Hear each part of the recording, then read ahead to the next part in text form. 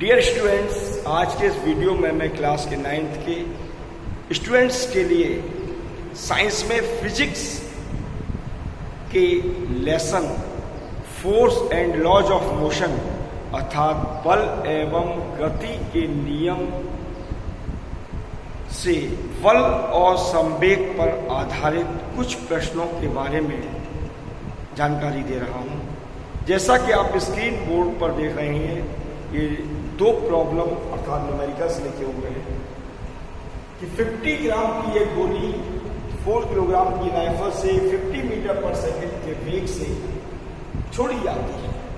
Rifle के प्रारंभिक प्रक्षेपित वेग की गणना कीजिए। तो प्रिय छात्रों, संवेग संरक्षण का नियम ये कहता है कि जब दो या दो से अधिक वस्तुओं के निकाय पर कोई बाहरी बल एक्सटर्नल फोर्स न लगाया जाए तो उनका कुल संवेग नियत रहता है।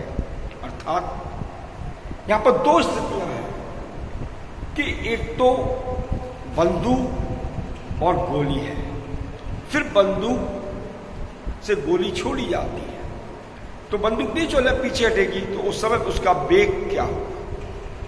तो हम कह सकते हैं कि प्रारंभ में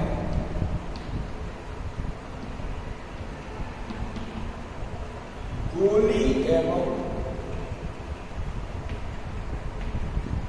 राइफल का कुल संवेग इक्वल अंत में गोली एवं राइफल का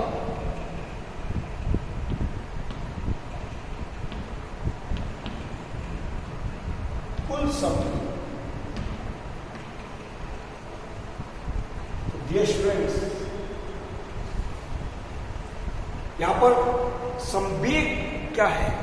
द्रव्यमान और वेग का गुणनफल ही संवेग कहलाता है, अर्थात mv।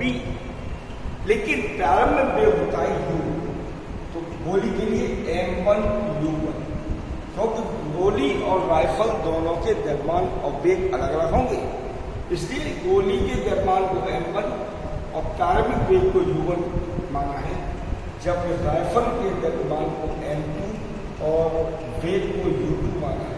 बाद में गोली का द्रव्यमान m1 और वेग v1 प्लस द्रव्यमान m2 और वेग v2, ये राइफल के लिए डिनोटेड होगा। चूंकि m1 50 ग्राम की गोली है, इस ग्राम को मुझे किलोग्राम में कन्वर्ट करना होगा, क्योंकि द्रव्यमान का मानक मात्रा किलोग्राम है। तो किलोग्राम में बदलने के लिए 1000 से डिवाइड करूंगा, क्योंकि 1 kg इक्वल होता है 1000 ग्राम, इसलिए मैंने 1000 से डिवाइड किया। इनटू गोली का प्रारंभिक वेग क्या होगा? 0 प्लस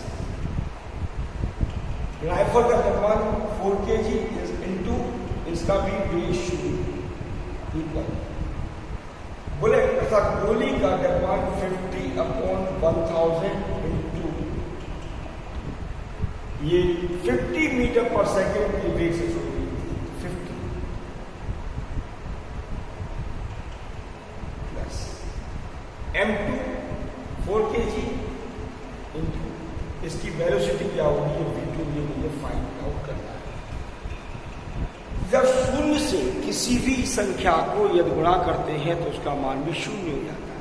तो प्रत्येक स्थिति में यहां पर अब क्या आएगा? मान 0 इक्वल, ये मैं दो शून्यों से दो शून्य ऐसे कर दे रहा हूं, 5 5 का 25/10 प्लस 4v2, ये 0। जब मैं इसको पक्ष पर के लेफ्ट साइड पर लेके जाऊंगा तो साइन चेंज हो जाएगा और आएगा -25/10 इक्वल 4v2। बट 0 तो कुछ भी नहीं है, तो क्या रहेगा? ये -25/10 इक्वल इक्वल 4v2 और v2 इक्वल -25/10 इंटू 4। तो माइनस में एक शून्य हटाता हूं, क्या आएगा? -2.5/4 4 से डिवाइड करेंगे, नहीं होगा। 0 पॉइंट प्लेस करते हैं, 25 4 6 या 24 1 बचेगा। 0 प्लेस करने पर 10 4 2 या 8 बचा 2, फिर 0 प्लेस करने पर हो जाएगा 24 5 या 20 मीटर पर सेकेंड। तो राइफल 0.625 के वेग से ये पीछे की ओर हटेगी। अब मैं आपको दूसरे एक और एग्जाम्पल के बारे में जानकारी दे रहा हूं कि 100 ग्राम और 200 ग्राम की दो वस्तुएं सेम डायरेक्शन में एक ही रेखा में 2 मीटर पर सेकंड और 1 मीटर पर सेकंड के वेग से मूव कर रही हैं, गति कर रही हैं। दोनों के परस्पर कोलिजन अर्थात टक्कर के बाद पहली वस्तु का वेग 1.67 मीटर पर सेकंड और दूसरी वस्तु का वेग क्या होगा, ये पूछा गया है। तो डियर स्टूडेंट्स, संवेग संरक्षण के नियम से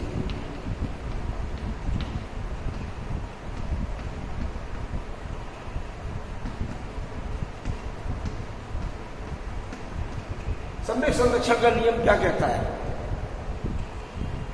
कि टक्कर से पूर्व का संवेग इक्वल होगा टक्कर के बाद का कुल संवेग।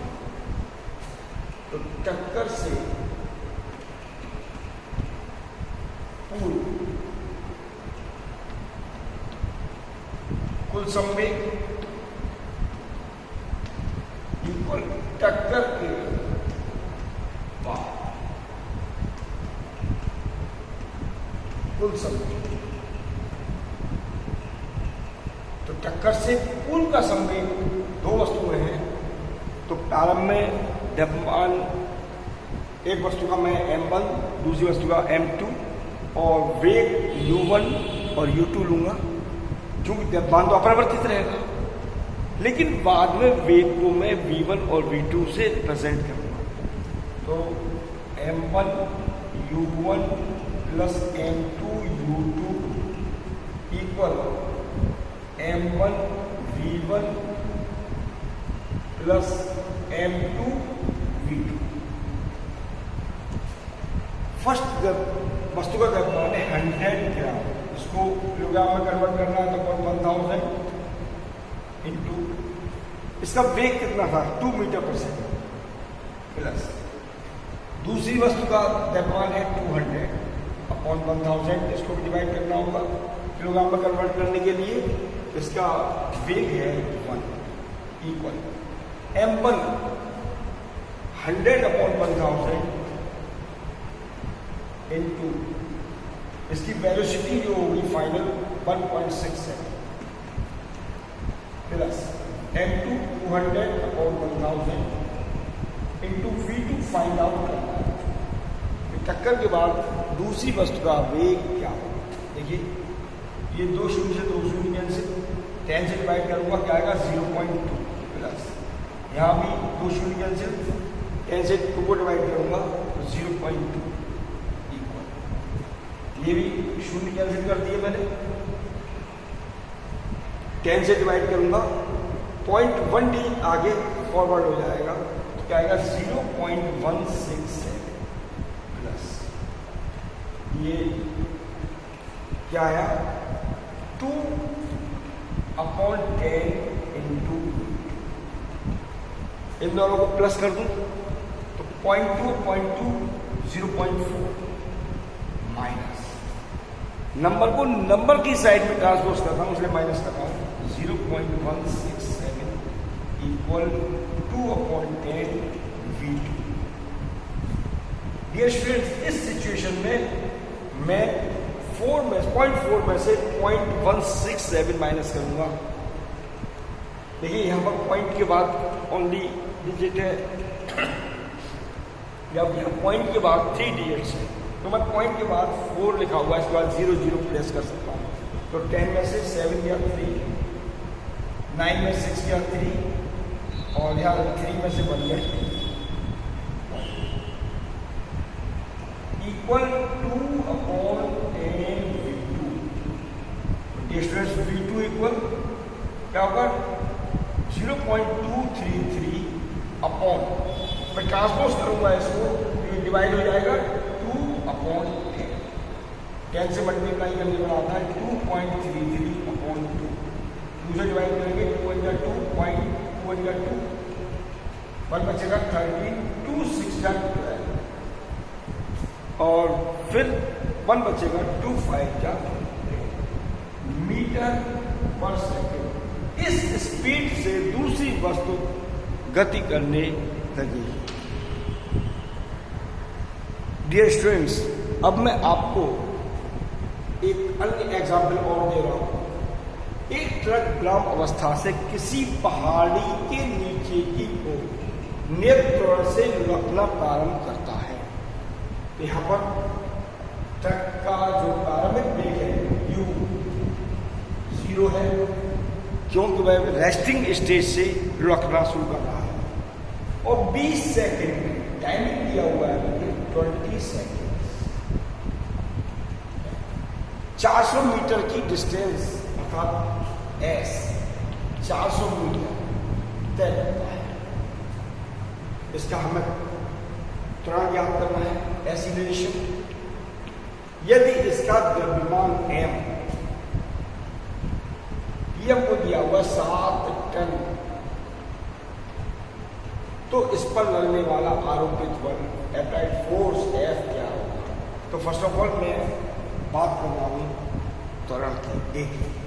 देखिए यहां पर मुझे u, t और s दिया हुआ है, तो मैं मोशन का, गति का सेकंड समीकरण s equal ut plus half at square use करूंगा, क्योंकि टाइमिंग गिवन है मुझको। तो s की वैल्यू यहाँ मुझे दी हुई है 400 इक्वल u शून्य into t 20 plus half into a find करना है ये त्वरण इंटू टाइमिंग दिया हुआ है हमको 20 स्क्वायर है, इसलिए 20 400 इक्वल 20 से शून्य को मल्टीप्लाई करूंगा तो आएगा 0 प्लस 2 से ही कैंसिल किया मैंने 10 टाइम्स 20 10 या 200,